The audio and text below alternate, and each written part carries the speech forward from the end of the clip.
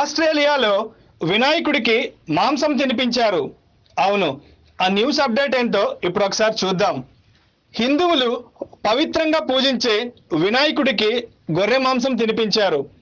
ఆస్ట్రేలియాకు చెందిన ఓ కంపెనీ తమ ఉత్పత్తుల్లో ఒకటైన గొర్రె మాంసం ప్రచారం కోసం ఓ యాడ్ను రూపొందించారు. అందులో హిందువులు పూజించే వినాయకుడిని చూపించడం ఇప్పుడు వివాదాస్పదంగా మారింది. ఆస్ట్రేలియాకు చెందిన meet and live stock Australia అనే కంపెనీ సెప్టెంబర్ 4న ఓ యాడ్ను విడుదల చేసింది.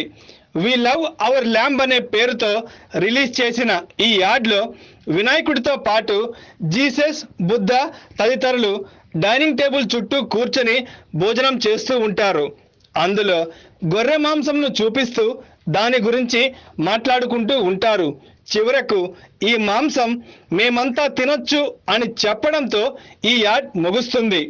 మాంసం యాడ్లో వినాయకుడితో పాటు ఇతర మతాల దేవుళ్లను చూపించడంతో ఇది వివాదాస్పదంగా మారింది. యాడ్ను తొలగించాలని ఆస్ట్రేలియాలోని భారత కమ్యూనిటీ డిమాండ్ చేస్తోంది.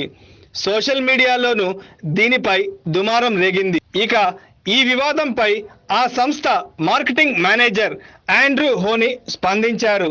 ఈ యాడ్ అనేది కేవలం ఐకమత్యం గురించి చెప్పేది మాత్రమే అని, గొర్రెపై అందరూ ఒకటిగా ఉంటారు అని చెప్పడమే తమ ఉద్దేశమని చెప్పుకొచ్చారు.